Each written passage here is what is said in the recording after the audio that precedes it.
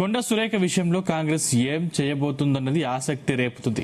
CM Revanth Reddy London నుంచి తిరిగి రావడంతో కీలక పరిణామాలు జరిగే అవకాశాలు ఉన్నాయి. ఇవాళ సచివాలయంలో సీఎం రేవంత్ రెడ్డిని కలిసేందుకు కొండ సురేఖ అపాయింట్మెంట్ కోరినట్లు తెలుస్తుంది. అయితే సీఎం రేవంత్ రెడ్డి ఆమెను కలిసేందుకు సుముఖంగా లేనట్టుగా సమాచారం. కొండ సుస్మిత మాట్లాడింది తప్పేనని, పార్టీ లైన్ దాటితే ఎవరిని వదలబోమని పీసీసీ చీఫ్ తాజాగా ప్రకటించారు. అటు పార్టీ ఇన్ఛార్జ్ మీనాక్షి నటరాజన్ కొండ విషయంపై ఎంపీలు ఎమ్మెల్యేల అభిప్రాయాలు సేకరించారని తెలుస్తోంది. మరోవైపు బీసీ నేతగా ఉన్న కొండ సురేఖపై యాక్షన్ తీసుకునే ధైర్యం కాంగ్రెస్ చేయదనే టాక్ కూడా వస్తుంది. కొండ సురేఖ అంశం రాష్ట్ర రాజకీయాల్లో ఆసక్తి రేపుతుంది.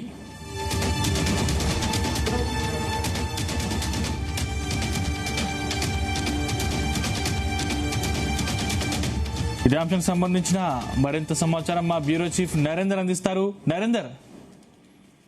సందీప్, 5 రోజుల క్రితం ఢిల్లీకి వెళ్లి అక్కడి నుంచి నేరుగా లండన్ వెళ్లినటువంటి ముఖ్యమంత్రి రేవంత్ రెడ్డి 5 రోజుల తర్వాత హైదరాబాద్ కాసేపటి క్రితం వచ్చారు.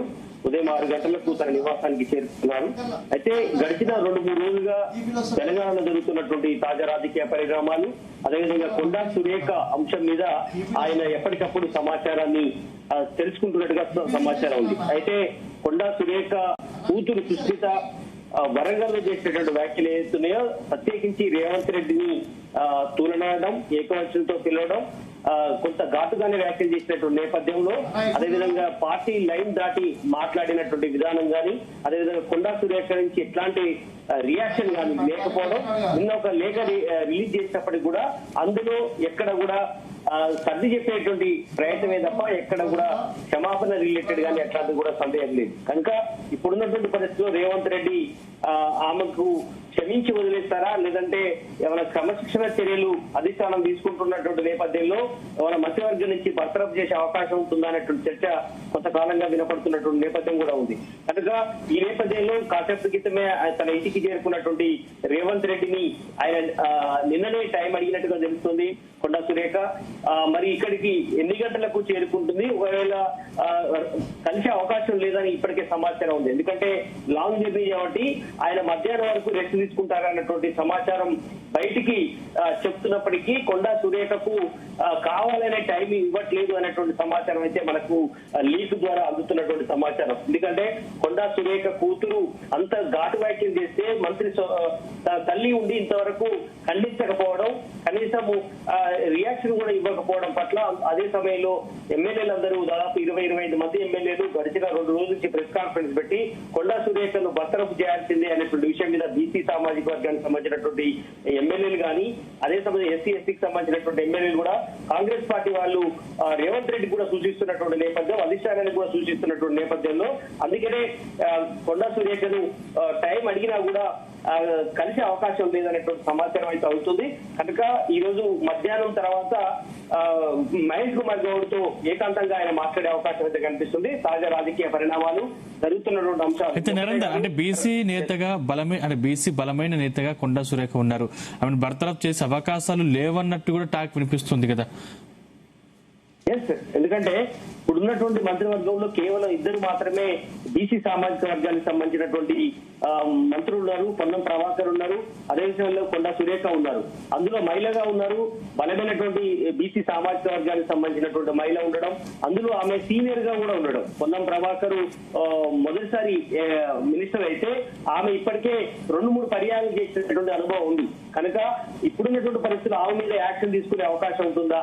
ఎందుకంటే ఆమె మీద యాక్షన్ తీసుకుంటే బీసీ సమాజం ఖచ్చితంగా ఆమెకు సపోర్ట్ గా నిలబడే అవకాశం ఉంటుందనే విషయాన్ని కూడా రేవంత్ రెడ్డి భావిస్తున్నారు. అందుకనే ఆమె మీద వేసి వేసే అవకాశాన్ని 1-4 సార్లు ఆలోచించే అవకాశం అయితే ఉంది. ఏఐసీసీ కనుక ఖచ్చితంగా చర్య తీసుకోవాల్సిందే అనేటువంటి విషయాన్ని రేవంత్ రెడ్డికి చెప్తే మాత్రం ఖచ్చితంగా మంత్రివర్గం నుంచి ఆయన తొలగించే అవకాశం అయితే ఉంటుంది. అప్పటిదాకా మాత్రం కంటిన్యూ చేసే అవకాశం ఉంది. ఎందుకంటే అయిష్టంగానైనా మంత్రివర్గంలో కొనసాగించే అవకాశం ఉంటుంది.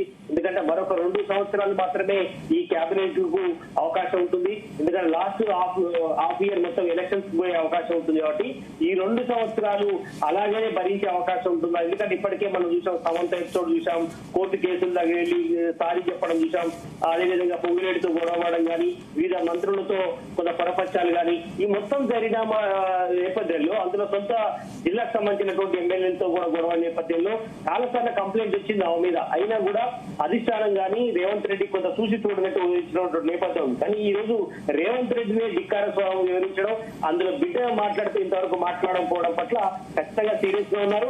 ఆమె మీద యాక్షన్ తీసుకునే అవకాశం ఉంటే అధిష్టానమే తీసుకునే అవకాశం ఉంటుంది.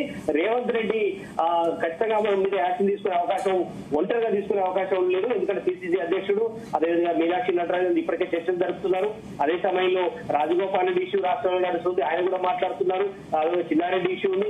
ఈ అన్ని ఇష్యూలు ఎవరో తర్వాత ఎలాంటి యాక్షన్ తీసుకోవాలి, ముఖ్యంగా కొండా సురేఖ విషయాల్లో కనుక 1-4 సార్లు ఆలోచించాలన్నటువంటి ఆలోచన అయితే చేస్తున్నారు. అదంటే ఈ రోజు వచ్చారు కాబట్టి ఈ మొత్తం పరిశీలన మీద ఈసీసీతో కానీ అందరితో డిస్కస్ చేస్తారు. మీనాక్షి నటరాజన్ తో కూడా ఫోన్ లో మాట్లాడే అవకాశం ఉంది.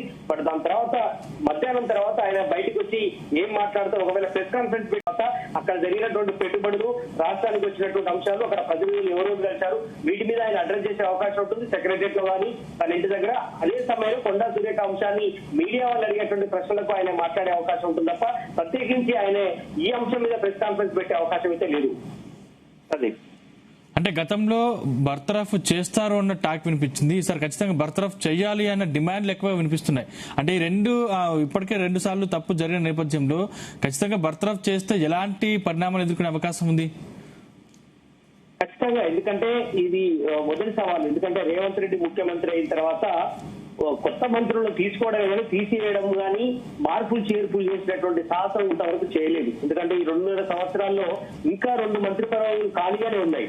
ఆ వాళ్ళు ఎవరు తీసుకుంటారనేటువంటి సందేహం ఉంది. ఎందుకంటే ఒక పక్క రంగారెడ్డి జిల్లా నుంచి తీసుకోలేదు, నిజామాబాద్ నుంచి తీసుకోలేదు, ఆదిలాబాద్ నుంచి తీసుకోలేదు, ఇట్లా చాలా జిల్లాలు తీసుకోకపోవడం, తొలగించినటువంటి చరిత్ర లేదు. కనుక అందులో బీసీ మహిళ ఉండడం, అందులో ఆమె గతంలో మంత్రిగా పనిచేసినటువంటి అనుభవం ఉండడం, కొండా మురళి ఇద్దరు కూడా స్ట్రాంగ్ లీడర్ వరంగల్ లో ఉన్నటువంటి నేపథ్యంలో ఆమె మీద ఎలాంటి యాక్షన్ తీసుకుంటారు, నిజంగానే బర్తరఫ్ చేసేటువంటి సాహసం రేవంత్ రెడ్డి చేస్తారా? ఎందుకంటే రేవంత్ రెడ్డి ఫస్ట్ టైం, అందులో మొదటిసారి ఎలాంటి మంత్రి వర్గంలో అంటే కనీసం మంత్రిగా కూడా చేయకుండానే సీఎం గా బాధ్యతలు తీసినటువంటి డైనమిక్ లీడర్ గా రాష్ట్రంలో కొనసాగుతున్నటువంటి నేపథ్యం ఉంది. వచ్చేసారి నేనే గెలుస్తానని చెప్తున్నటువంటి నేపథ్యం ఉన్నటువంటి రేవంత్ రెడ్డి ఇప్పుడు అంత సాహసం చేసి మీరు బీసీ వ్యక్తిని, మహిళను చూసి బర్తరఫ్ చేస్తారా అని కూడా సందేహం ఉంది.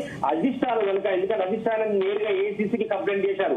అదే మీనాక్షి నటరాజన్ కూడా ఇది పర్సూ చేస్తోంది. మల్లికార్జున గారికి కూడా కొండా సురేఖ కలిసినట్టుగా సమాచారం ఉంది. అయితే ఈ మొత్తం అంశం మీద ఖచ్చితంగా రేవంత్ రెడ్డి ఈ రోజు లండన్ నుంచి వచ్చింది కాబట్టి ఈ మొత్తం పరిణామాల మీద విశ్లేషిస్తున్నారు, ఎక్స్పర్ట్ ఒపీనియన్ తీసుకుంటారు. అదేవిధంగా బీసీ సామాజిక వర్గానికి సంబంధించినటువంటి ఒపీనియన్ చూస్తారు. వీళ్ళందరూ ఒపీనియన్ తీసుకున్న తర్వాత ఆయన కూడా నేరుగా మల్లికార్జున గారితో కూడా ఫోన్ లో మాట్లాడే అవకాశం ఉంటుంది. లేదంటే అవసరమైతే ఈ 1-2 డేస్ లో మళ్ళీ ఢిల్లీకి కూడా వెళ్లే అవకాశం ఉంది. ప్రత్యేకించి కొండా సురేఖ అంశం మీద ఢిల్లీకి వెళ్లి మాట్లాడి తొలగించాలా, లేదంటే మంత్రివర్గంలో వేరే ఇంకా చిన్న పోస్ట్ ఇచ్చే అవసరం ఉందా వేరే అంశాల్లో అని కూడా చూడాల్సి అవకాశం. మొత్తానికి ఇంకో 2 ఖాళీలను భర్తీ చేయడం, కొండా సురేఖ మార్పు చేర్పు చేయడం, ఈ అంశం మీద ఖచ్చితంగా ఢిల్లీకి వెళ్లే అవకాశం ఉందన్నటువంటి సమాచారం అయితే అందుతుంది. బట్ అంతిమంగా కొండే సురేఖ మీద యాక్షన్ తీసుకోవాల్సింది అనేటువంటి రాష్ట్రంలో ఉన్నటువంటి కాంగ్రెస్ ప్రజాప్రతినిధులు అత్యధిక మంది, అంటే 90% మంది పైగా కొండా సురేఖ మీద యాక్షన్ తీసుకోవాలని చెప్తున్నారు. ఈవెన్ బీసీ సామాజిక వర్గానికి సంబంధించినటువంటి ఎమ్మెల్యేలు కూడా అంటున్నటువంటి నేపథ్యం. ఎందుకంటే ఆమెను తొలగిస్తే మాకు అవకాశం వస్తుందన్నటువంటి ఆలోచన కూడా కొంతమందిలో ఉంది. ఇప్పటికీ కొంతమంది ఎమ్మెల్యేలు గెలిచినారు బీసీ సామాజిక వర్గం నుంచి. వాళ్ళు కూడా ప్రెస్ మీట్ పెట్టి మరీ కొండా సురేఖ తీసుకున్నటువంటి పరిస్థితి కూడా మనం చూసాం.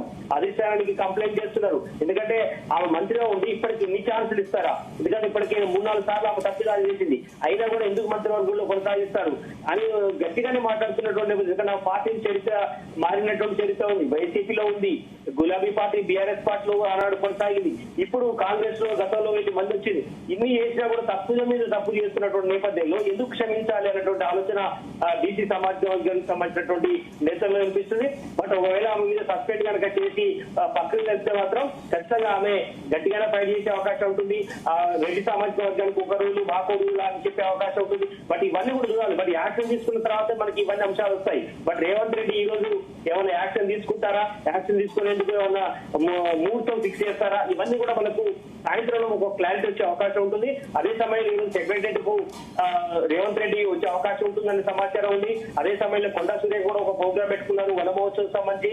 అక్కడ ఏమైనా మీడియాతో మాట్లాడతారా, ఇవన్నీ కూడా మనకు మధ్యాహ్నానికి ఒక క్లారిటీ వచ్చే అవకాశం ఉంటుంది. Sandeep, right, thank you Narender.